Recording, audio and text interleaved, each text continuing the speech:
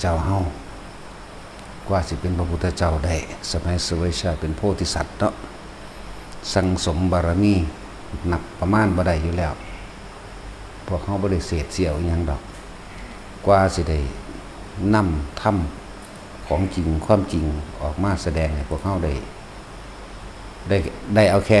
ผลของมันเลยซ้ำพวกเขาได้เอาผลมันเลยส่วนพระองค์นั้นเป็นต้นแบบต้นฉบับเป็นเนติกว่าสิสังสมบารมีในขันทานบารมีทานอุปบารมีอีกทานปรมัตถะอีกโอ้ยธรรมดาก็ศีลบารมีทีละอุปบารมีแล้วก็ปรมัตถะ10อย่างเลยเลยว่าบารมี30ทัศกว่าสิสำเร็จไ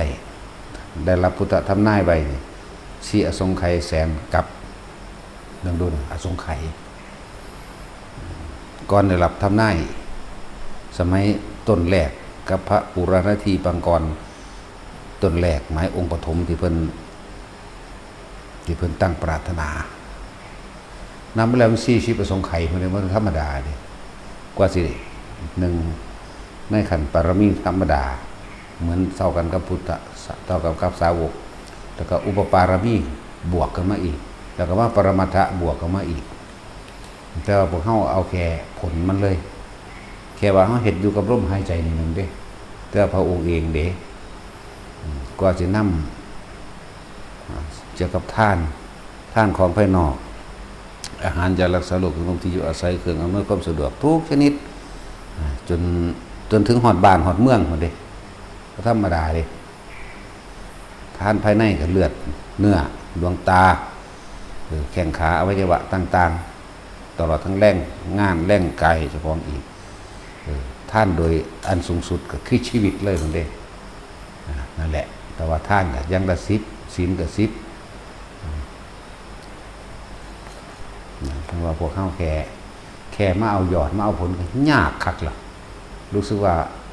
เฮ็ดยากเนาะรู้สึกว่าขี้ข้านนะว่าชื่อว่ามันไม่ได้เสียดเสียวมันก็เป็นแต่สำหรับพุทธเจ้าเขาเนี่ยทุกชาติได้บัตรสาระแม้กระทั่งชีวิตให้ทุกชาติย่อมให้เขาเหยียบย่ำทำลายย่อมเพื่อที่ฝึกหัดตนอย่างเช่นศาสตร์ที่เป็นขันติวาทีดาบทนั่นสิในศาสตร์นั้นบำเพ็ญบารมีอันเป็นความอดความทนอันสูงสุดเราจะเป็นผู้ไม่โกรธต่อแรงกระทบโดยคำพูดแต่แรงกระทบโดยการกระทำทั้งกายเพื่อไม่ให้จิตใจนั้นวันไหวนั่นแหละอาติวาทีดาบทหลังจากเลี้ยงพ่อเลี้ยงแม่พ่อแม่ตายแล้วออกไปบวชเป็นฤาษีบำเพ็ญเพียรบวชมานานก็สำเร็จสมาบัติ8แต่ว่าศาสตร์นั้นเพิ่นละเอิ้นว่ายิ่งด้วยขันติบารมีเมื่อออกพรรษานั่นสิก็เลยเหาะมาจากเขาอย่างละหิมพานต์ก็เลยมาลงวรรณอุทยานของกษัตริย์จีเมาคนหนึ่งมาลงในวรรณอุทยานพวกนั่งสนมของกษัตริย์หลายคนพอแต่เห็นฤาษีเขาก็อยากได้บุญเขาก็ไปกราบไปไหว้เขาก็อุปถากอุปถัมภ์ถวายน้ำถวายนั่นนี่แต่ว่ากษัตริย์มันเมามีคนผู้หนึ่งมันกษัตริย์นั้นนอนหนุนตักของผู้นั้นแหละของกินจะมานามิกานี่แหละแต่เป็นเบาศาสตร์นั่นแต่ว่าศาสตร์นี่ซื้อวางสิมันก็จะไปคือกันแต่ว่ามันอิจฉาเขาผู้ใดเขาไปกราบไหว้ฤาษีสั่งสอนแสดงธรรมนั่นนี่มันก็อยากฟังมันก็เลยอิจฉาพวกเขาไปได้ฟังธรรมจากฤาษีเลยทำทาเห็ดให้กษัตริย์ที่เมาตื่นไปหาวิธีตื่นแล้วก็ให้กษัตริย์ไปลงโทษเขาสั่นละว่าได้เห็ดตื่นแล้วง่วงเงี้ยขึ้นไปเห็นนั่งสนมเจ้าของห่มพึบอยู่ใส่กับฤาษีเกิดความเดือดร้อนอิจฉาริษยาขึ้นมาทั้งที่เป็นคนของเจ้าของแท้ๆนั่นแหละโมโหถือพาขันไปต่อว่าฤาษียังว่าท ท่านบำเพ็ญเพียรนี่นะบำเพ็ญหยังบำเพ็ญความอดความทนความอดทนหรือขันติบารมีนี่มีอานิสงส์แบบใดมีอานิสงส์เหตุให้ใจบ่หวั่นไหวต่อโลกธรรมเหตุมีอานิสงส์เหตุให้บ่หวั่นไหวต่อหลักธรรมไม่โกรธเป็นผู้ไม่โกรธก็สันสิทดลองเบิ่งถ้าว่าไม่โกรธจริงๆเราจะทดลองดูนอนลงโบยตีถึง100 ครั้งเป็นยังไงมั่งท่านโกรธขึ้นมาหรือไม่แต่ว่าขอให้ท่านจงเป็นสุขเถิดขึ้นชื่อว่าเราบำเพ็ญมาดีแล้วขึ้นชื่อว่าความโกรธแม้เพียงนิดหนึ่งน้อยหนึ่งก็ไม่มีขอให้ท่านจงเป็นสุขเถิดนะนั่นแหละโมโหเก่าๆได้บักห้าแบบนี้โมโหขึ้น0ขึ้นเก่าๆอีกบอกทหารนั่มบัดเอาไม้ตีเอาได้บัด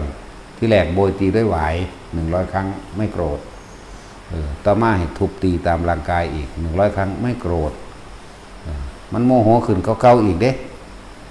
ต่อมาให้นำดาบมาที่บัดตัดตรงข้อเท้าโกรธหรือไม่เบิ่งสิไอ้ดูสิการบำเพ็ญของท่านจะมีผลมากน้อยเพียงใดตัดข้อเท้าก็เว้าคือเก่านั่นแหละขอท่านจงเป็นสุขเถิดนะเป็นสั้นตัดมาหัวเขาก็ขอให้ท่านจงเป็นสุขเถิดขึ้นชื่อว่าความโกรธของเราไม่มีเพียงแต่น้อยนิดนั่นเลยตัดเอววันนี้ต้นทองตัดมาเรื่อยกับตัดหอดข้อวันตายซ้ำแต่ว่าก่อนสิตายโดยกำลังที่เพิ่นนั่นไว้เพิ่นก็ว่าขอให้ท่านจงเป็นสุขเถิดแล้วก็เข้าสู่พรหมโลกส่วนกษัตริย์อันนี้ก็แผ่นดินสูบเด้สั่นกันเลยธรรมดาจังว่าโหกว่าสินำคำว่าขันติน้อมเข้าสู่โสรจะพร้อมอดทนเข้าสู่ความสงบเสงี่ยมพร้อมขันติและโสรจะความอดทนเป็นตบะอย่างยิ่งเพื่อเข้าสู่ความสงบนั่นแหละคุณว่าขันติปรมังตโปติติขานิปนังปรมังวัตันติพุทธานาหิปภาจิโตบรูปกาติสมโนโหติปะรังวิเหทยันโตขันติความอดทนเป็นตบะอย่างยิ่งน้อมเข้าสู่ความสงบเสงี่ยมภายในจิตใจของเองน้อมเข้าสู่ความไม่ฟุ้มเฟ้อเหิมความไม่คึกขนองโดยกายไม่คึกขนองโดยวาจาไม่คึกขนองโดยใจจึงเป็นความคมไปอย่างยิ่งอันเป็นหนทางของหมู่สมณะทั้งหลายพึงกระทำเพราะขันตินี้จะน้อมนำเข้าไปสู่พระนิพพานนั่นแหละคนจังหวะเมื่อเฮามีความอดความทนแล้วคนจังให้เฮาคนจังสอนต่อไปสัพพะปาปัสสะอะกะละนังสรสูปสัมปทาสัจจะวรุตังเอตังมุตตะสาสนังจงทำจิตให้ขาวรอบปลอดจากอกุศลทั้งปวงสิ่งใดที่ไม่ทำร้ายเบียดเบียนให้ผู้ใดผู้หนึ่งเสียชีวิตและทรัพย์สินนี่เรียกว่ากุศลยังประโยชน์ให้เกิดขึ้นต่อหมู่สรรพสัตว์ทั้งหลายประโยชน์นั้นต้องไม่เป็นประโยชน์ที่ทำร้ายและเบียดเบียนสัตว์อื่นให้ตกหล่นเสียหายชีวิตและทรัพย์สินประโยชน์นั้นเป็นประโยชน์อันกระทำแล้ว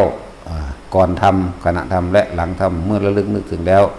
หาความกังวลไม่ได้จึงเรียกว่ากุศลจึงเรียกว่าสัพพะปาปัสสะนี่ทำจิตให้ขาวรอบขาวเพราะว่าอย่าง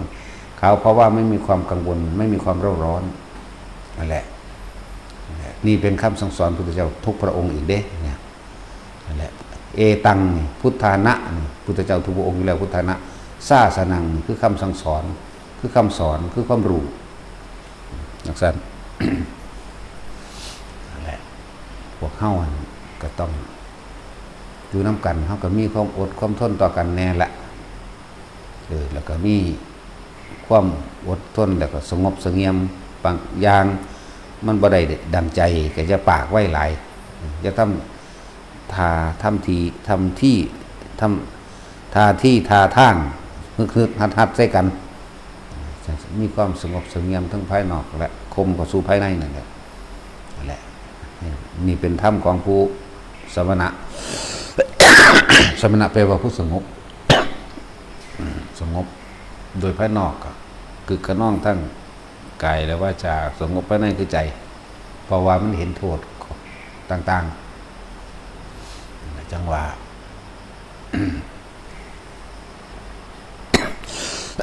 เราอยู่น้ำกันมีความสงบเสงี่ยมซึ่งกันและกันนั่นแหละ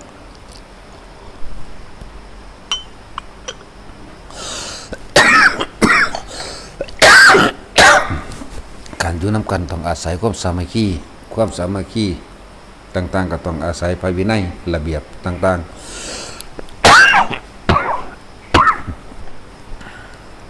ๆบัดสิไอก็ไอเด้มันเป็นหีแมวอย่างนั้นไอโลดมันบ่สู้กูดอก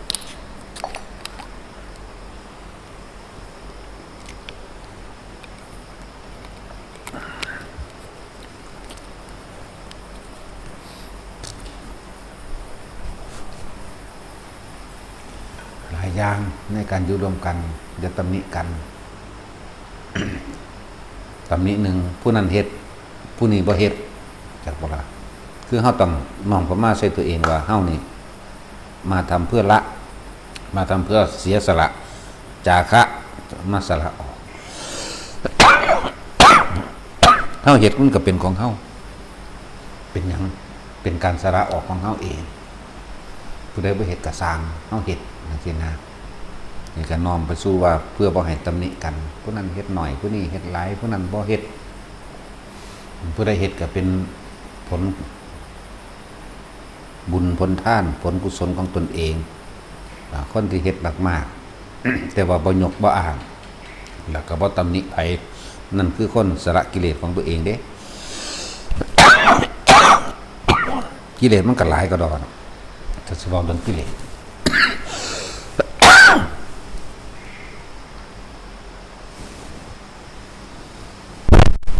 ตัวใดกันแน่วะ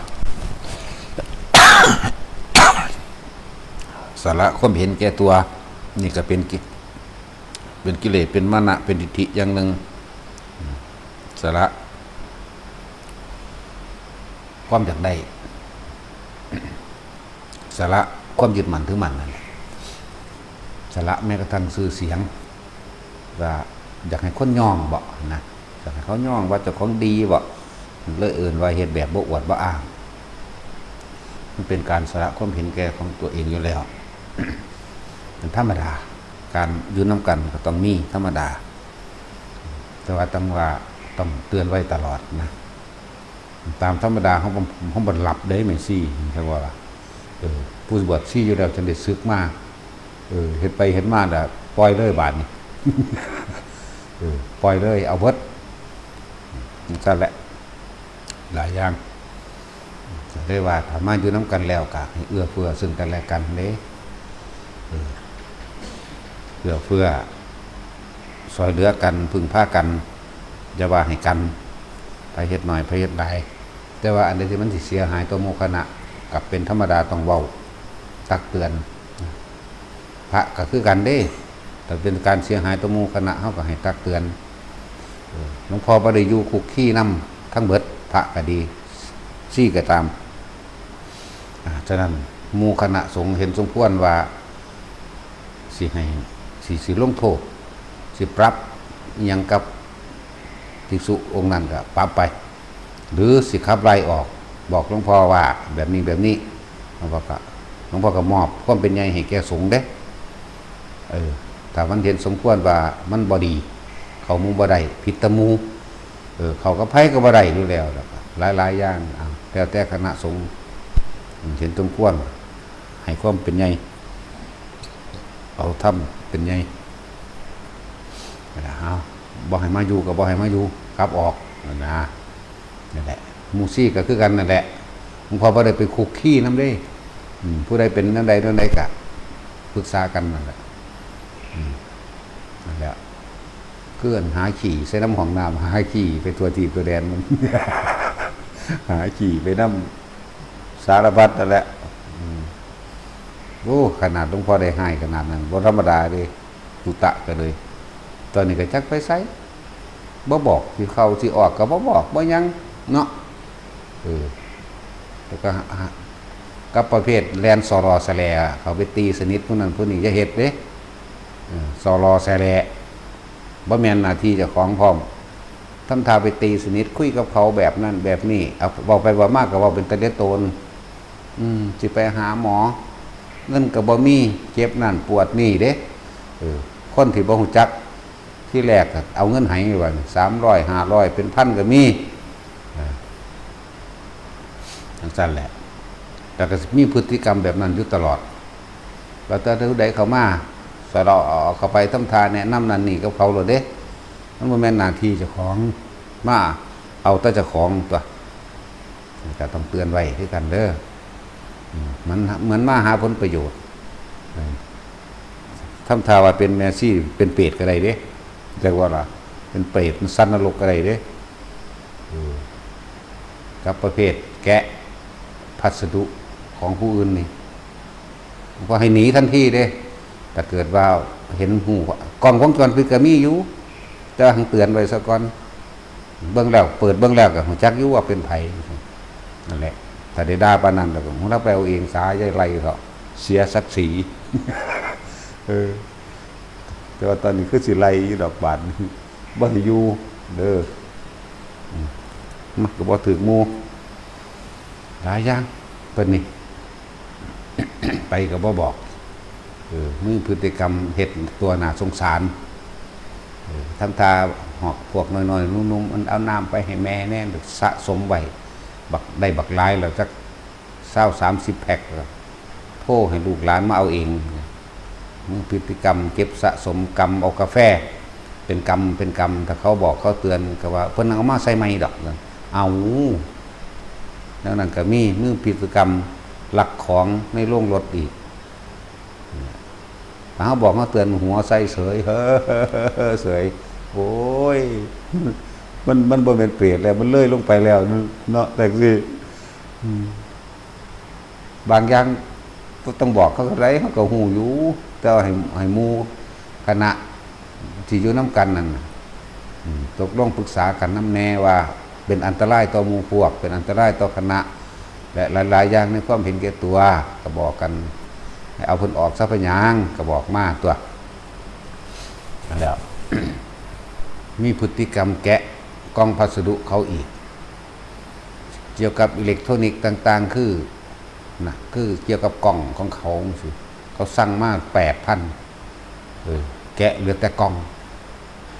มันจะเอาไปเฮ็ดหยังถึงเอาไปขายเนาะนั่นแหละนี่ตัวใดก็บ่ต้องไปเฮ็ดของเขาดอกมันบ่แม่นซื้อเจ้าของเนาะจังซี่ก็มีเด้นักเข้าเห็นเฮาบ่ปากบ่เว้าเฮ็ดไปเรื่อยๆบาดได้เว้าแล้วมันคือให้ออกเด้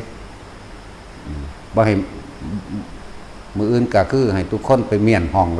นั่นกลับมาก็คือให้ออกไปเลยบ่เอาเพราะว่าเว้ารู้แล้วเนาะยายจอยมึนสำคัญกับยายอ้วนเอาโลดนั่นไอ้อ้วนนั่งอยู่ทางหลัง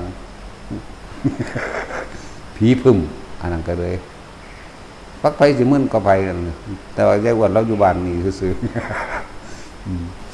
ๆเขาเบิ่งอยู่ดอกผู้ใดเฮ็ดแบบใดเต็มใจหรือเฮ็ดแบบใดถึงเวลาเฮาสิสงเคราะห์หรือซอยก็เฮาก็ซอยเองดอกบ่หาแต่ไปจัดแจงเอาเองดอกมันก็อาศัยเวลานี่ล่ะเว้ยเนาะก็เบิ่งพฤติกรรมเลยเว้ยสั่นละยันตะบ่ได้เพียงสั่นละ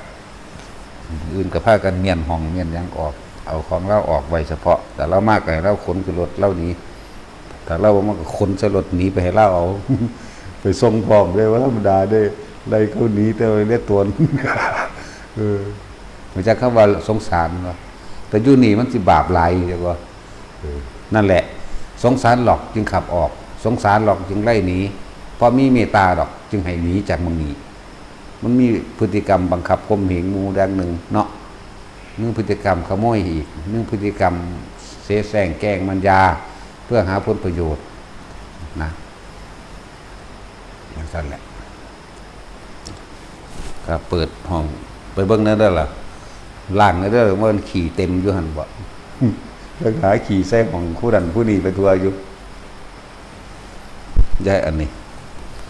นั่นแหละแล้วก็เป็นมาหลายวัดแล้วล่ะที่จริงเฮาก็รู้อยู่ดอกว่าเป็นมาจากวัดแล้วเฮาจักเบิดนั่นแหละแต่ว่าที่นี่ให้โอกาสกับทุกคนให้โอกาสกับคนผิดให้โอกาสกับคนที่ต้องการที่จะให้โอกาสตัวเองหลวงพ่อให้โอกาสทุกคนมาตลอดแต่ทุกคนสิให้โอกาสตัวเองบ่คนอื่นจะให้โอกาสแม้น100 ครั้ง 1,000 ครั้งก็สู้ตัวเองให้โอกาสตัวเองไม่ได้ไม่เพียงครั้งเดียวเด้ จังซั่นล่ะให้โอกาสอยู่แล้วบ่ได้จักที่จักแดนหยังมันไตแม่งถิ่มตัวบัดนี้จะขอเงินหลวงพ่ออีพอสิไปหาหมอบ่มีเงินเอาสิใส่จักบาท600เอานี่ค่ารถพร้อม200เป็น800บ่ไปซ้ำแล้วไปหาไล่เลี่ยไล่นำผู้อื่นอีกไปทำทาว่าอีกนี่ก็ให้โอกาส1ครั้งแล้วมือไม่มาขออีกเว้ยขอมือนี่มืออื่นมาขออีกสิมาขอน้ำอีพรอยู่แล้วเอาสั่นห้วยให้ไปบ้านเดี๋ยวมึงบ่ไปได้บาดนี้ซะดอกจะไปคุยว่าหลวงพ่อหักคนคักก็มูบดเลยในบัดนี่ว่าสั่นบ่หักผู้ใดแล้วก็บ่สั่งไผพร้อมเป็นสั่นเด้นั่นแหละพวกเฮาอยู่นำกันก็เบิ่งพฤติกรรมเอาถ้าเป็นนั่นนี่ก็คุยกันบอกแอดมินแต่ว่าบ่แม่นอิจฉาริษยาแล้วดึงหมู่ดึงพวกเด้เบิ่งดีๆเด้ต้องเสียหายต่อหมู่คณะอิจฉาริษยาแล้วสร้างเรื่องขึ้นมาสร้างสถานการณ์ขึ้นมานี่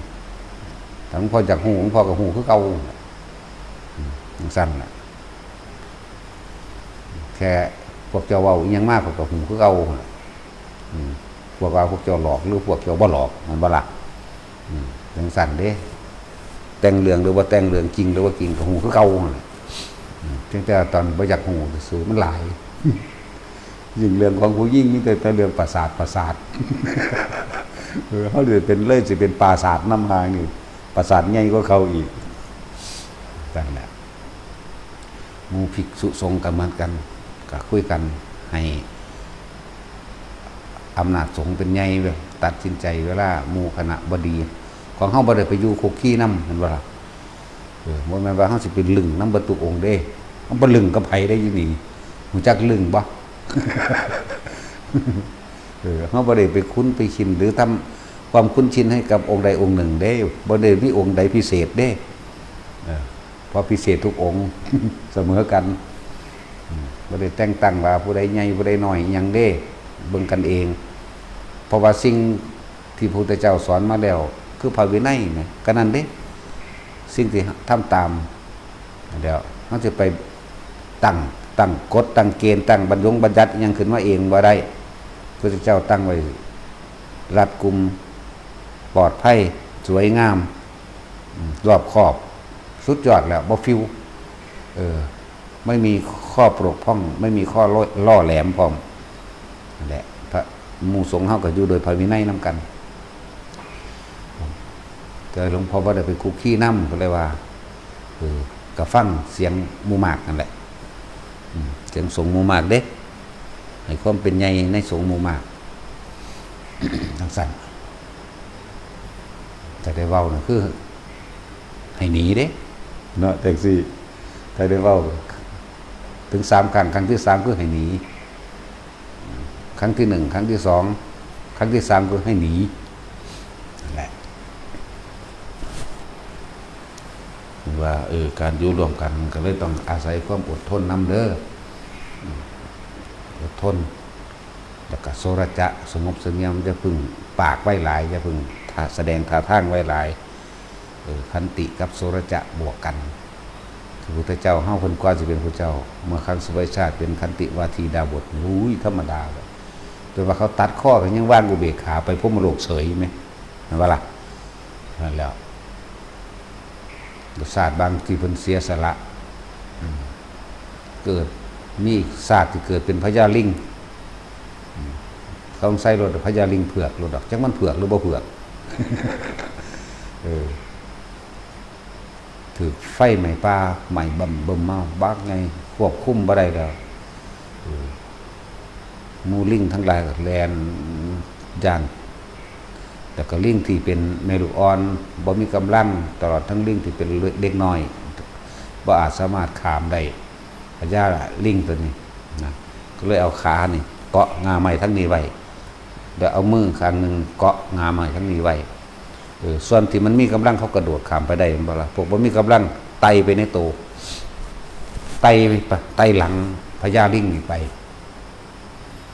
ไต่ไปจนเบิดแล้วเหลือบัดนี้เหลืออยู่ผู้เดียวก็คือครูอาฆาตเพิ่นนั่นแหละครูทำลาย มันจอบถ้าไปสุดท้ายโมมันบ่ไตหรอกแต่ว่ามันกระโดดใส่หัวเลยจังว่าพญาลิงเกาะอยู่เกาะยาวๆอยู่นี่อันตัวลิงอิจฉานี่โดดใส่ตัวหัวตัวเองก็คว้าไม้ไปหมายถึงว่าขาให้ตายเบิ่งดูขนาดขาให้ตายนั้นในความเป็นห่วงและความบ่ไล่ในขณะที่ตกลงมาจากกิ่งไม้ที่สูงนะยังได้เบิ่งว่าขอให้พวกท่านทั้งหลายจงปลอดภัยแล้วก็เวินลงมาหงายหลังมาหัวก็ฟาดกับโขดหินตายซ้ำตายโดยบ่ความบ่โกรธเด้อจากบ่มีแต่ความห่วงและหวังดีส่วนลิงที่มันเห็นมันก็ลอยถ้าผลงานมันก็ยืนเบิ่งหัวฮ่าๆอยู่พญานี่ตายเพราะได้เห็นว่าทุกคนพ้นไปแล้วแม้กระทั่งผู้ที่ทำร้ายตัวเองพ้นไปแล้วก็ตายตาลับเบิ้งธรรมดาบ่เป็นให้อภัยขนาดนั้นเด้นี่เรื่องของพญาลิงบางชาติก็เกิดเป็นพญาลิงอีกเทวทัตนี่แหละ ลิงตัวนั้นก็เลยลิงหางกุด ลิงหางกุนตอนพระพุทธเจ้าห้องเปิดเป็นลิงโพธิสัตว์ก็อยู่ในป่าใหญ่ส่วนเทวทัตเนี่ยก็ไปเกิดเป็นเสนาบดีคุ้มกองทัพทหารเข้าไปรบกับเขาย่านตายหนีทับหนีมาผู้เดียวนั่นจักบ่ล่ะหนีมาผู้เดียวจักแพ้บ่แพ้แต่ว่าย่านตายเป็นคนที่ขี่สอดตอแหลมักฟ้องเป็นคนเรียกแข่งเรียกขามันสั้นละหนีออกจากกองทัพมากมันหลงป่าที่บ้านนี่จักว่าล่ะมาหลงป่าแล้วก็มาตกหลุมดักของนายพรานพร้อมเด้ส่วนพญาลิงที่อยู่ทั้งกกไม้ที่สูงลงมาส่องเบิ่งเห็นสงสารเด้จะเลยหาพญาย่ามจะเป็นหลากกิ่งไม้ใหญ่ๆมาถิ่มลงเพื่อจะให้คนที่ตกลงไปในหลุมนั้นปีนขึ้นมาให้ได้ปีนว่าต้องดึงกันพร้อมนั่นแหละทั้งดึงทั้งลากกันซอยกันขึ้นมามาแล้วเบิดแห้งที่ทั้งสองก็ดีลิงเพิ่นเบิดแห้งเพิ่นเมื่อยก็เลยเผลอหลับไปจักหน่อยส่วนอันเทวทัตนี่สมัยนั้นล่ะถือไปขึ้นมามันหิวติมันคิดสิกินลิงจากว่าจับก้อนหินมาสิทุ่มใส่หัวแต่ว่าโดยปัญญาโดยความไวของพญาลิงพลิกออกนิดนึงแต่ว่าโดนเสียวๆอยู่เด้โดนเสียวใส่หัวนิดหน่อยอยู่เพราะจะเป็นบาดแผลขนาดนั้นเขาบ่หนีไปเด้ถ้าขึ้นไปบนทกใหม่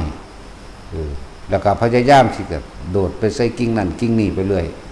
เพื่อสินำทางคนผู้หลงป่าออกจากป่าได้บ้านั่นแล้ว พอแต่หูทางแล้วนั่นมนุษย์นี่พญาลิงก็สอนตัวเองว่ามนุษย์นี่คือโลกต่อไปนี่นำความชิบหายมาให้เฮาแน่นอนแม่นอีหลีบัดมันโกรธมันเครียดว่ามันบ่ได้กินลิงเมื่อ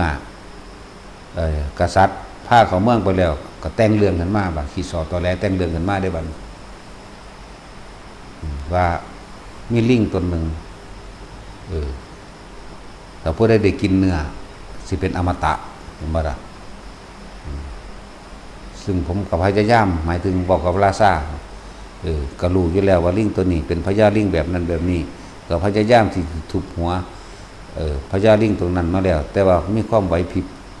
ไหวโตท่านเรียกว่าอาจสามารถเอามาถวายพระองค์ได้นั่นแหละเท่ากับ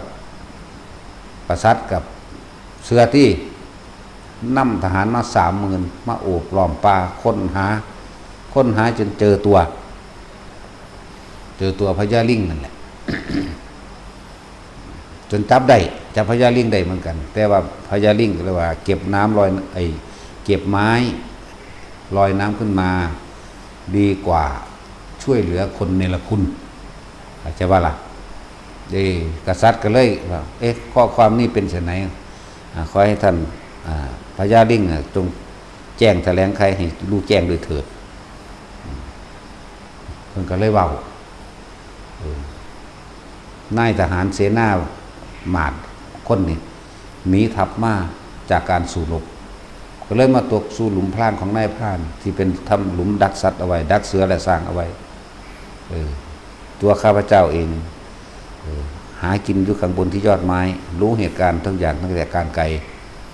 ก็เลยลงมาเอากิ่งไม้ใหญ่พยายามลากท่อนไม้ลงไปเพื่อให้คนพวกนี้ปีนขึ้นมาจากหลุมได้มดแรงแล้วคนพวกนี้ข้าพเจ้าก้อนหินทุ่มหัวตัวข้าพเจ้าเองแต่ลบได้แต่สุดท้ายเนี่ยก็กลับไปบอกหมู่กษัตริย์ราชาทั้งหลายนี้ว่าผู้ใดได้กินเนื้อของผู้ฆ่าสิเกิดว่าเป็นคนที่เป็นอมตะบ่ตายก็ในเมื่อตัวผู้ฆ่าเองก็ตายคนที่กินมันเป็นอย่างสิบ่ตายแต่ว่าที่สำคัญสุดก็คือบุคคลผู้นี้เป็นคนอกตัญญูเข้าไปอยู่ในหมู่ในคณะใดก็ช่างจะนำความชิบหายมาให้หมู่คณะนั่นสอนกษัตริย์ด้วยกันพอจะลิ่งกันเว้าจนเบิดแล้วก็ถามแม่ทัพนายกองอื่นๆว่าในขณะที่สู้รบอยู่นั่นน่ะพวกท่านเห็นเสนาอามาตย์ผู้นี้บ่เห็นโอ้แสดงว่าพญาลิ่งพูดจริงนี่ว่าเขาเอาไปประหารซ้ำทั้งนั้นแล้วเก็บไม้ลอยน้ำขึ้นมาดีกว่าช่วยเหลือคนอกตัญญูพญาลิ่งก็สอนทัศพิษราชธรรมให้กับกษัตริย์เด้จากเวลาธรรมของพระราชาที่เอาไว้ปกครองกับหมู่เราประชาชนทั้งหลาย10 อย่างก็มีท่านมีธรรมะมีอุมมัคคะมียังละชื่อว่าได้แล้วละ10 อย่างนั่นแหละมีโสรจะมีเมตตาและชื่อว่าได้แล้วสุบาลีมีทานการให้เป็นการสื่อสารเพื่อให้เกิดการผูกมิตรเพื่อเกิดการช่วยเหลือแบ่งปันซึ่งบุคคลทั้งหลายพึงมีโดยเฉพาะกษัตริย์พึงมีให้แก่หมู่เราประชาชนมีการข่มใจมีความอดทนมีจาคะเสียสละเวลาบางอย่างเสียสละเวลาส่วนพระองค์เพื่อนำไปช่วยเหลือกับหมู่เราประชาชนมั่งใครไม่มีที่ทำกินเป็นดินก็ต้องแบ่งปันไม่มีสัตว์เลี้ยงไม่มีเครื่องใช้แรงงานก็ต้องประทานให้นั่นแหละแล้วก็เป็นผู้อดทนขันติอดทนต่อแรงกระทบกระทั่งต่างๆไม่ว่าจะเป็นคำยกย่องสรรเสริญตลอดทั้งคำนินทาเนี่ยอดทนนั่นแหละแล้วก็เป็นผู้มีปัญญาคือกษัตริย์ขี้โกรธนี่กษัตริย์ที่ผู้ตัดสินผู้อื่นโดยไม่มีการสอบสวนเนี่ยนะเรียกว่าทึบปัญญาสั้นๆก็เลยเอ่ยว่าให้เป็นผู้มีปัญญาให้ตรวจสอบจนรู้แจ้งซะก่อนจึงพิจารณาตัดสินเมื่อภายหลังอย่าตัดสินโดยอารมณ์สั้นละหลายอย่างอยู่แล้วให้มีเมตตาและกรุณาแก่หมู่เราประชาชนวางคิดเป็นกลางให้มีอุเบกขานี่แหละเรียกว่าทัศพิษราชธรรมพวกกษัตริย์เหล่านั้นก็เลยเอาไปทำตามก็เลยสืบสันติวงศ์มาถึงเป็นพันๆกษัตริย์หมดแล้วนั่นแหละเรียกว่าพันๆกษัตริย์พันๆกับราชาสื่อต่อกันมาแต่มีผู้หนึ่งมันแตกปอกออกเหตุว่าเป็นทัศพิษราชธรรมกินเหล้าเมายาข่มเหงรังแกประชาชนเขาก็เลยประหารซ้ำนั่นแล้วหลายอย่างอยู่หรอกนี่พูดถึงว่าพญาลิงเผือกมัน2 ลิงเผือกเล่นนี่นั่นบ่พญาสร้างซอยมันนั่นแหละมีเบิดนี่ว่ามีพูดยกตัวอย่างว่าเพิ่นมีความอดเพิ่นมีความทนแล้วกว่าสิสั่งสมบารมีแล้วนำธรรมะมาสั่งสอนพวกเฮาได้เพิ่นเสียสละขนาดใดทั้งที่สามารถตัดสรุเข้าสู่พระนิพพานได้แม้ชาติแรกในการตั้งปรารถนามันก็ธรรมดาเลยกับสมัยพระพุทธอย่างกับที่ปังกะโลที่ปังกรเนาะบ่แม่นเว้ยพระปุราณที่ปังกรปุราณะพระที่ปังกรตั้งหากพยักหน้าโดดดักแท็กซี่ก็เลยว่าจักยั่งบักหานี่ก็เลยกูเว้าผิดก็เว้าไปน้ำกูก็ยังว่ากูเว้าผิด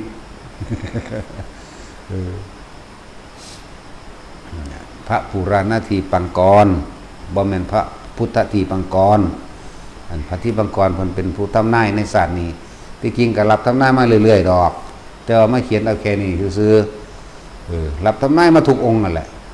เห็นบ่ที่ถ้าเฮาอ่านเนาะพระที่ปังกรพระสรณังกรพระเมธังกรไล่มาเรื่อยๆก็ได้ว่า บางชาติมันเกิดเป็นสิงโตว่าสิงโตตัวนี้เห็นว่าล่ะสิได้เป็นพระพุทธเจ้าองค์นี้ชื่อว่าอย่างนี้บางชาติเกิดเป็นฤาษีบางชาติเกิดเป็นลิงบางชาติเกิดได้รับอำนาจเบิดสร้างชาติเกิดเป็นพญาช้างมั่งเห็นบ่ล่ะช้างธนบาลมันนี่ไปรักษาอาราคาพุทธเจ้าสุมังคละมุนีละหลายพอดอกแต่ที่เว้ามานี่พวกเข้าว่าเพิ่นนี่เสียสละเบิดทุกอย่างชาติเป็นพระเนมิราชชาติเป็นพระเตเมใบชาติเป็นสุวรรณสามจังซี่บอกซื่อๆสิบ่อยากดอกว่าถ้าบ่อ่านเนาะจังซี่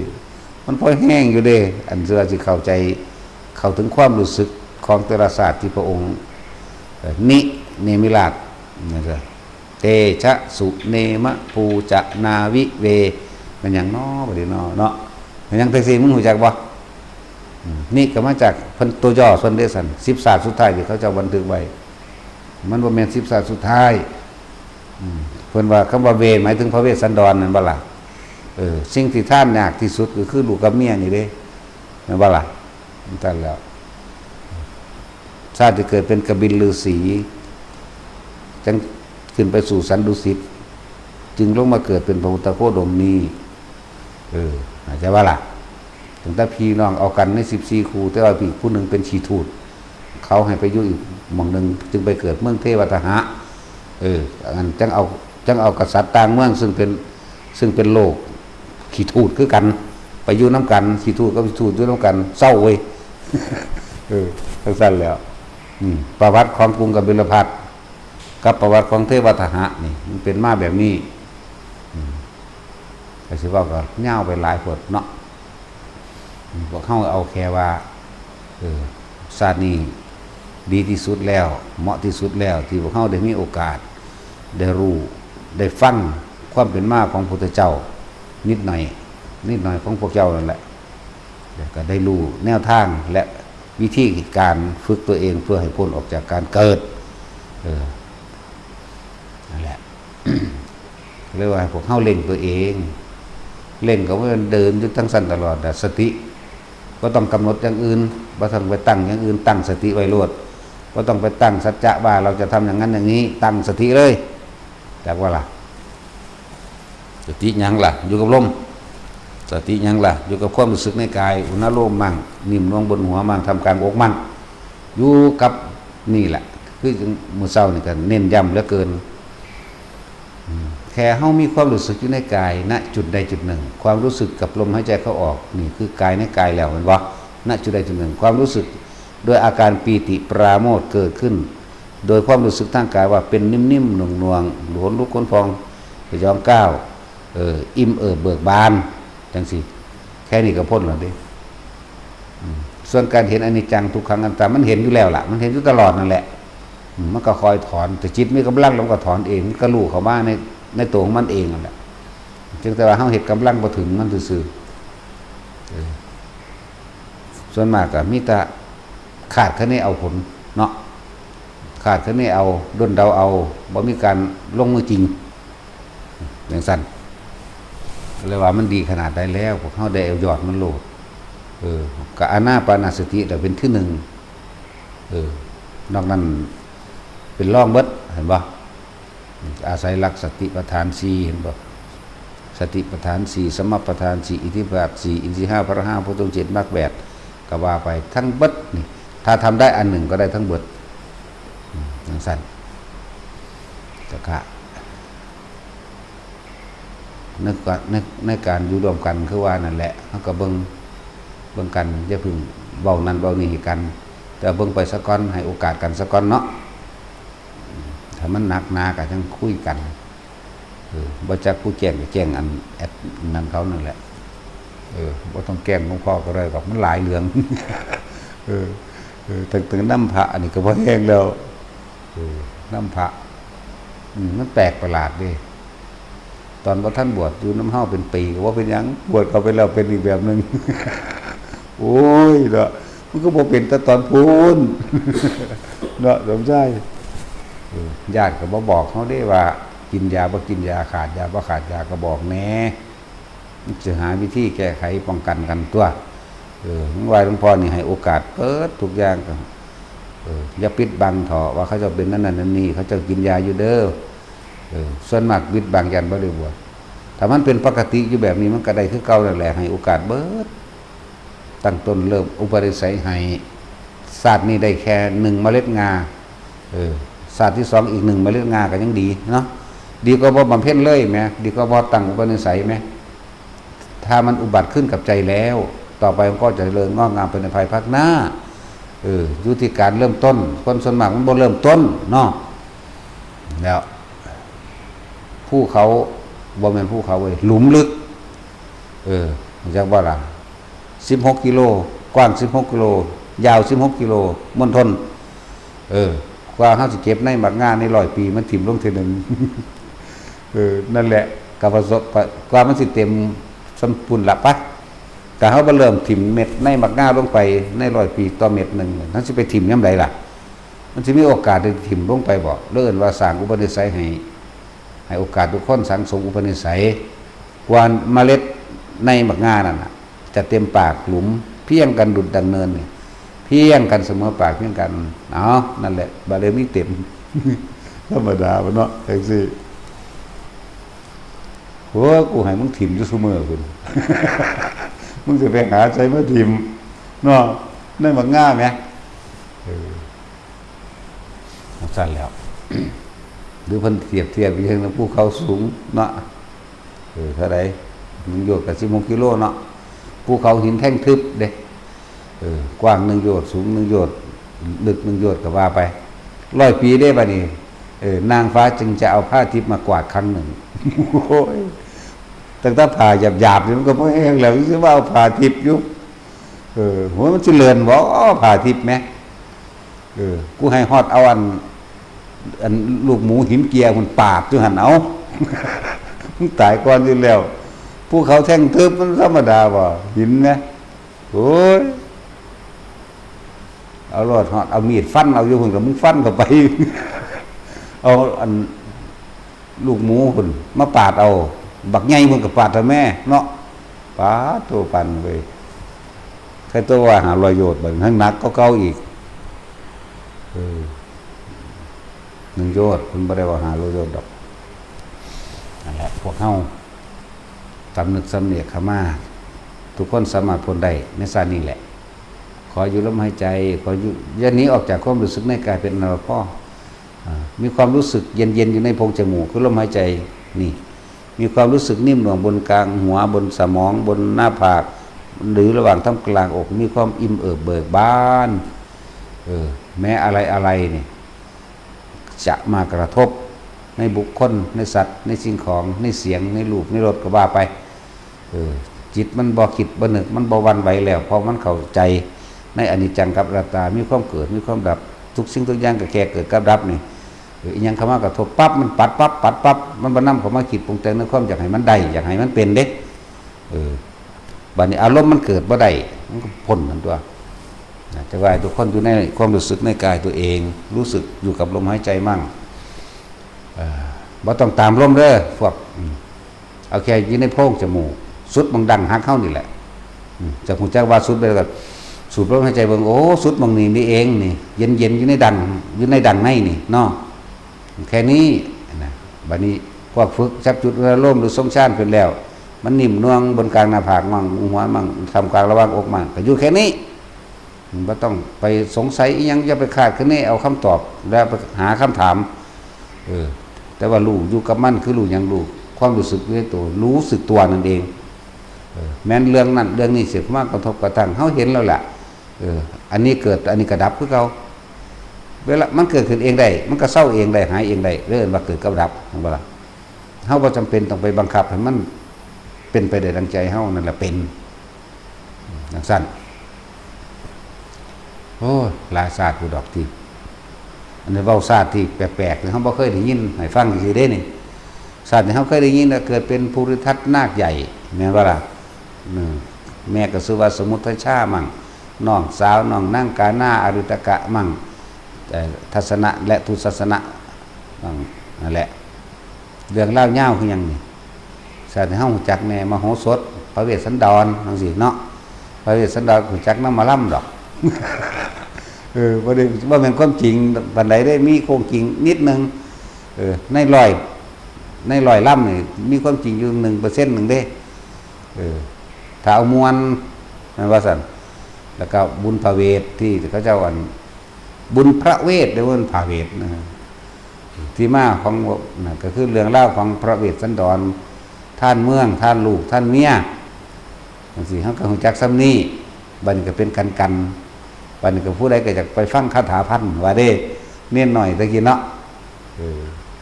เพิ่นเทศได้เทศเสียงม่วนๆเด้อกี้มักตอนยังนั่นน่ะห้ามกินบักพร้าวกินไก่กินหยังเข้าไปท้องแตกตุ่มว่ะก็เอาแนวแหลมๆไปแท่งถุงน้ำเด้ให้มันแตกตึมแล้วก็ว่านข้าวสารส่วนซ่านใส่กันเด้บัดนี้โอ้ยจังซั่นแหละแต่ก็ดีอยู่บ่ดีแต่ว่าที่ผิดก็คือว่าผู้ใดฟังคาถาผู้ใดที่มันผิดนะผิดหยังเพราะว่าผู้ใดไปใส่ความเชื่อให้เขาเจ้าว่าผู้ใดได้ฟังคาถาพันก็สิไปถึงอยู่ภาษีอริยเมตไตรพะนะฟังทีเดียวนั่นบ่มันบ่แม่นแบบนั้นตั้งแต่ว่าวัดปั๊มซุมื้ออยู่นี่ก็ลองเบิ่งกันนะจักสิไปเป็นเปรตหรือสิตกนรกกันแน่ละนาเนาะบ่ต้องกล่าวถึงพวกคนในบ้านแน่นอนอยู่แล้วล้านเปอร์เซ็นต์อยู่แล้วในอบายภูมิคนในบ้านหรือคนที่บ่รู้จักธรรมะเสียเลยนี่ล้านเปอร์เซ็นต์เด้ลงเลยเด้คือพุทธเจ้าว่าขนโคกับคอโคอะไรมันหลายนั่นว่าซั่นคนสิเข้าถึงธรรมะจริงๆเข้าถึงความจริงของชีวิตเข้าถึงคำว่าอนิจจังทุกขังอนัตตาหรือรู้แจ้งแตกฉานโดยความเห็นเป็นอย่างดีในอริยสัจสี่ปฏิจจสมุปบาทนี่เด้จังสิพ้นออกไปได้เขาง่วงผม2เขานึงเว้ยเนาะมันก็เลยเว้ย พวกที่เข้าใจผิดว่าฟังคาถาพันเราจะได้ไปเกิดยุภาษีว่าซั่นเฮ้ยจะไปเกิดจังได๋ในเมื่อตัวเองบ่สามารถน้อมนำบ่หาแต่ไปฟังเด้อเนาะทำบุญทำทานสร้างกุศลเรื่อยๆเลยแม้นบ่อยากไปมันก็ได้ไปคือเก่าตัว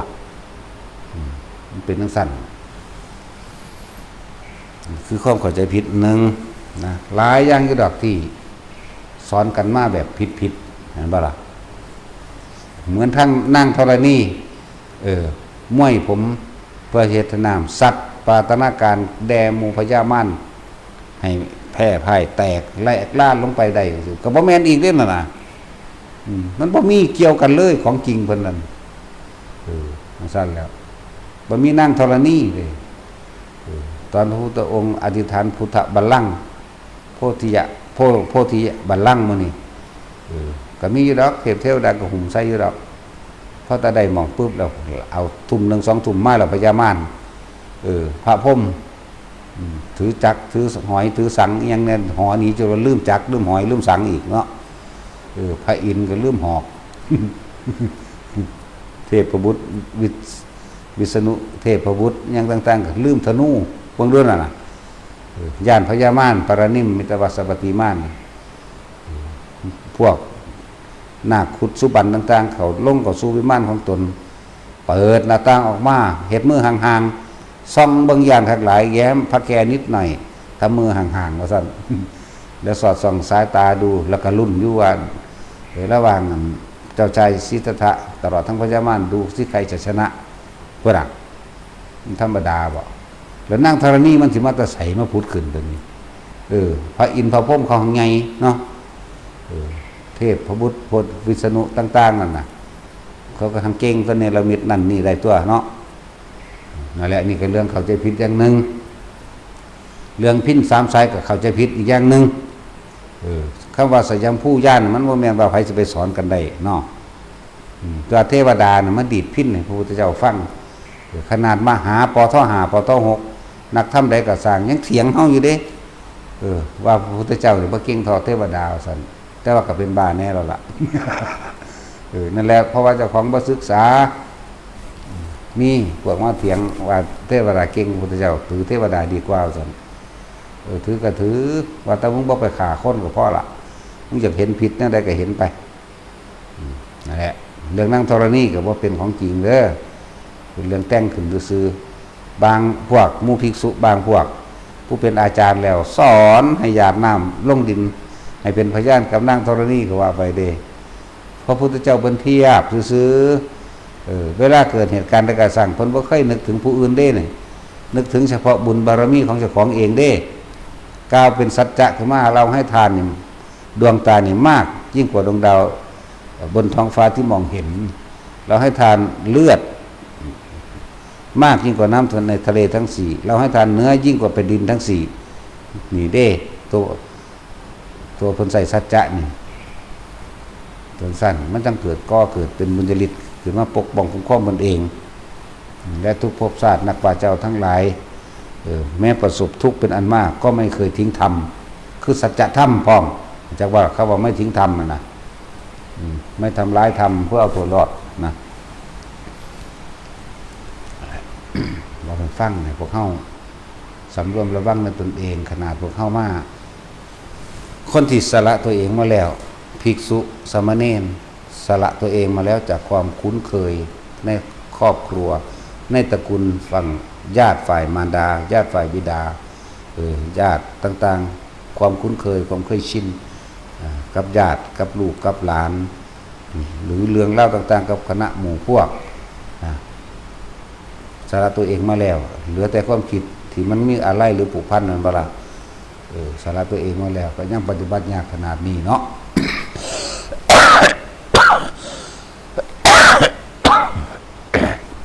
ภาษีภาษายังกับผู้บ่ออกมาเห็นบ่เพราะว่ามันกุกขี้อยู่แล้วเนี่ยจักสิตั้งใจปฏิบัติเพียงใดก็ตามเขาเดียวผัวก็มาเขาเดียวเมียก็มา หมู่ก็มาบอกหาการหางานเฮ็ดนั่นนี่ก็เลยว่าฆราวาสเป็นหนทางที่คับแคบนั่นบ่ล่ะ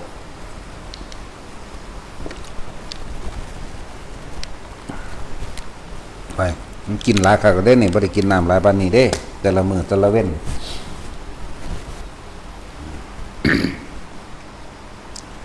นั่นแหละจังว่าในเมื่อเฮาสละลูกเมียมาแล้วหรือตายแล้วก็สร้างเมียก็ตามหรือเลิกกันมาสละแล้วทรัพย์สินอันเป็นไร่หน้าและสัตว์เลี้ยงเงินทองหรือบางคนก็บ่ได้สละโดยแท้จริงแต่ว่าโดยกรรมบังคับอกุศลกรรมบังคับให้เป็นคนล้มเหลวเฮาก็เห็นสัจธรรมความจริงล่ะคนเฮาการเกิดมันก็คือการเริ่มตายมั่งการพบก็คือการเริ่มจากมั่งแต่ว่าสุดท้ายแล้วทุกคนก็ต้องจากกันอยู่ดีเพราะความตายที่เป็นเครื่องพัดพาตัดสินเฮาเองเฮาก็ให้อื่นว่าเห็นความบ่จีรังยั่งยืนของชีวิตแล้วก็เห็นที่สุดของชีวิตคือตายทุกอย่างเป็นอนิจจังเป็นอนัตตาเบิดคนเฮามันก็ถูกพอยึดนั่นแหละนะ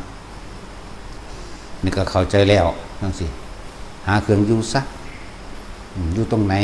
ถ้าเฮาบ่คิดบ่นึกทุกข์ก็เกิดบ่ได้ทุกคนมีความสม่ำเสมอกันเด้อแต่เหลือแต่ว่าใครจะทำมากใครจะทำน้อยจังซั่น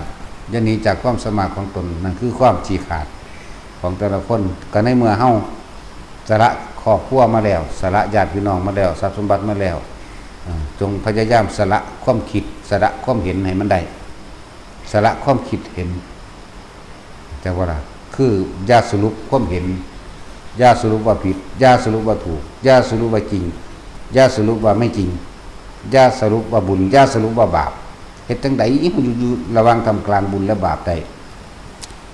ลมหายใจแน่บ่มายากๆนี่อยู่กับลมหายใจนึงเด้ลมหายใจ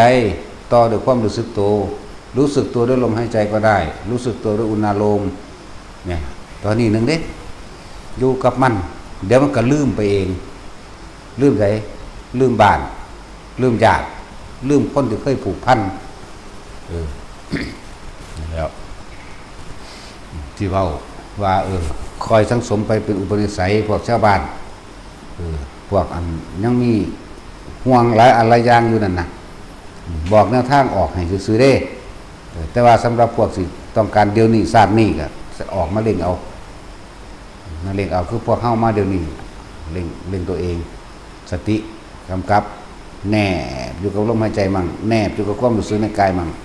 ลมหายใจก็เป็นความรู้สึกในกายคือเก่าล่ะอาการหนึ่งรวงอยู่ในหัวในกระเพาะก็เป็นความรู้สึกในกายคือเก่าล่ะกายเวทนาจิตในกายก็แปลว่ารู้หยังก็รู้สึกตัวแค่นั้นแหละคำว่ารู้สึกตัวด้วยลมก็ได้รู้สึกตัวด้วยอุณาลมความรู้สึกนิ่มนวลหรือปิติเกิดขึ้นก็ได้เห็นบ่ล่ะเท่านี้นึงเด้มันก็พ้นตัวเด้นั่นน่ะส่วนมากมันมีแต่คิดเอาขาดคะเนเอาเนาะนั่นแหละพูดถึงความลำบากของพระพุทธเจ้าเฮากว่าสิเป็นพระพุทธเจ้าได้บัดนี้พวกเฮามันบ่ได้ลำบากเลยพวกเฮามาเอายอดมันเลยเด้เพียงแต่ว่าเป็นผู้มีความนึกถึงลมหายใจเข้าออกและความรู้สึกในลมหายใจเข้าออกแต่ความรู้สึกในกายมั่งนั่นแหละเน้นย้ำอยู่อันเก่าเนี่ยเพราะได้ไปหม่องอื่นดอกเน้นย้ำอยู่แค่นี้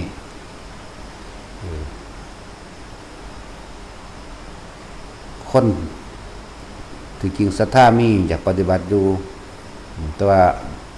ความเด็ดเดียวเด็ดขาดเพราะท่านอาจสามารถทิ้งครอบครัวมาได้เนี่ย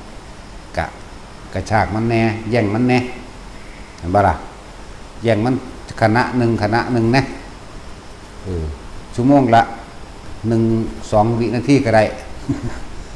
เฮ็ดไปเรื่อยๆนั่นแหละนี่แหละที่เพิ่นว่าหนทางแห่งคฤหัสถ์ในการสิเข้าสู่สนามรบนะก็คือการละกิเลสลบกับกิเลสลบกับมณะลบกับทิฏฐิของเองเป็นเรื่องยากเพิ่นเรียกว่าหนทางแห่งคฤหัสถ์เป็นหนทางคับแคบแต่ก็ให้แนวทางคือเก่านั่นแหละแคบแล้วแคบก็ดีแต่ว่าบาดพวกนี้บาดเมสซี่ออกมาแล้วนี่ก็บ่ต่างกันดอกกับหมู่ภิกษุสงฆ์นั่นน่ะอย่างสั้นหมู่สงฆ์นี่ก็ออกจากครอบครัวมาแล้วกันสติระลึกนึกถึงลมตนเอง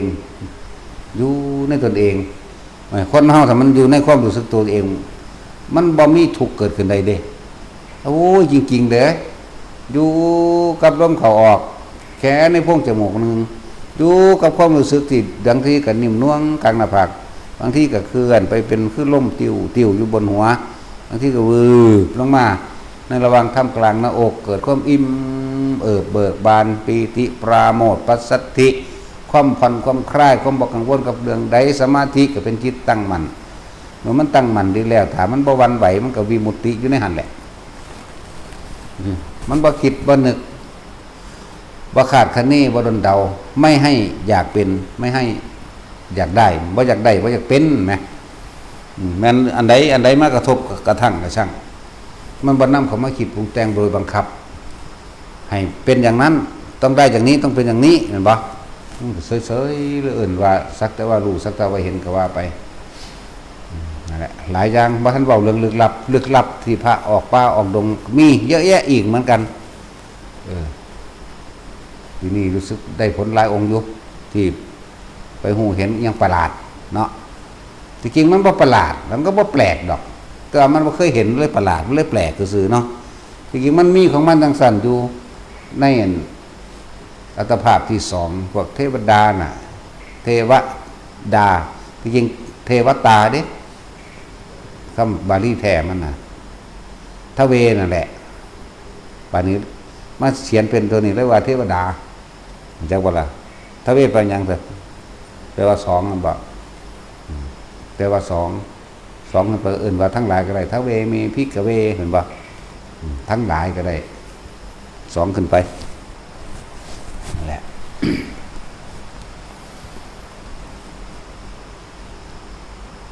เขาก็เห็นสิ่งต่างๆที่มันมีอยู่แล้วแต่ว่าการปรับระดับจิตการว่างความคิดเห็นต่างๆออกโดยลำดับของมันเหมือนกับการว่าเขาจูนคืนรับสัญญาณโทรทัศน์นี่แหละแต่ว่าถ้าจูนคืนมาเป็นเดียวกันได้แล้วคืนที่หยาบก็สามารถรับพวกหยาบๆได้พวกผีพวกเปรตแต่ว่าพวกเปรตพวกหรือเห็นสามารถเห็นสิ่งต่ำๆได้นั่นแหละคืนละเอียดกันไปอีกอาจจะเห็นลุกขะเทวดาภุมมะเทวดาเนาะตลอดทั้งสัตว์ทิพย์ต่างๆนาคขุดพวกนี้ได้อยู่ได้สัตว์ทิพย์ต่างๆสัมผัสลมแบบไงเป็นดวงไฟมากก็มีแจ้งวาบมากก็มีนี่แหละ แต่ละเอียดก็มีก็เห็นเทวดาสันนั้นสันนั้นสันนั้นพรหมโลกสันนั้นหรืออรูปภพมันเห็นเบิดอยู่ที่เฮาฝึกตัวเองเด้อแต่บ่ให้ไปเห็นแนวมันนั่นหรอกมันเป็นแควของแถมเดี๋ยวว่าล่ะของแถมเด้เห็นผีเห็นเปรตเทวดาระลึกศาสตร์ของแถมเบิดนั่นแหละรู้อดีตรู้อนาคตก็ตามของแถมอันนี้สงก็ว่าของแถมก็ว่าถ้าเฮาบ่ออกจากกายเฮาแล้วนะสบายเองดอกเห็นบ่ล่ะลมหายใจหน้าโล่งมันนี่แหละ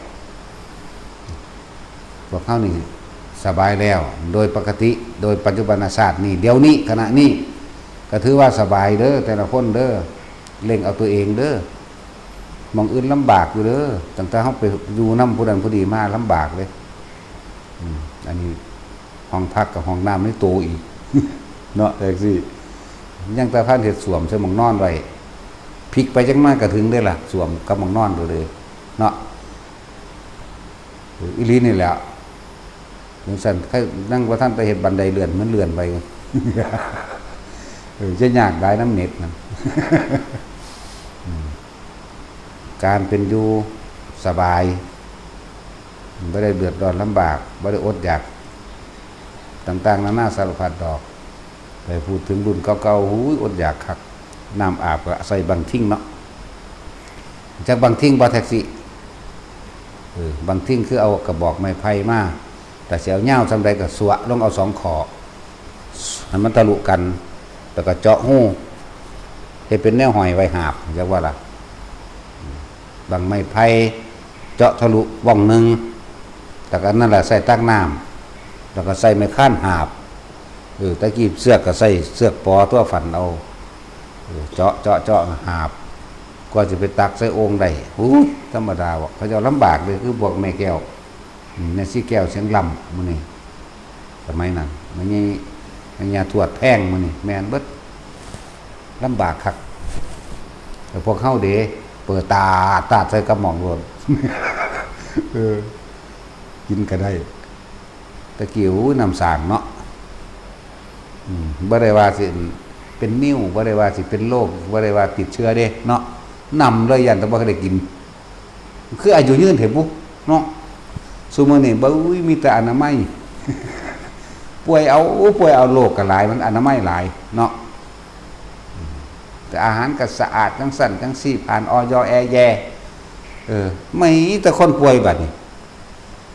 จักมันเป็นหิแมงยังแบบนั้นคนดีบ่ป่วยมันได้ดอกทั้งว่าสถานที่พักผ่อนสถานที่อยู่เฮาก็สุขสบายดีแล้วยืนก็ให้รู้ในลมหายใจรู้หน้าลมก็ได้เดินก็ให้ได้นั่งก็ให้ได้นอนก็ให้ได้หลายๆอย่างเรียกว่าเฮาควรสิตั้งหยังตั้งสติได้ว่าล่ะอย่างสั้นทุกคนสามารถได้สานีวัดนั่นแหละขึ้นอยู่กับตัวเองเด้อนั่นแหละเอาสมาทาน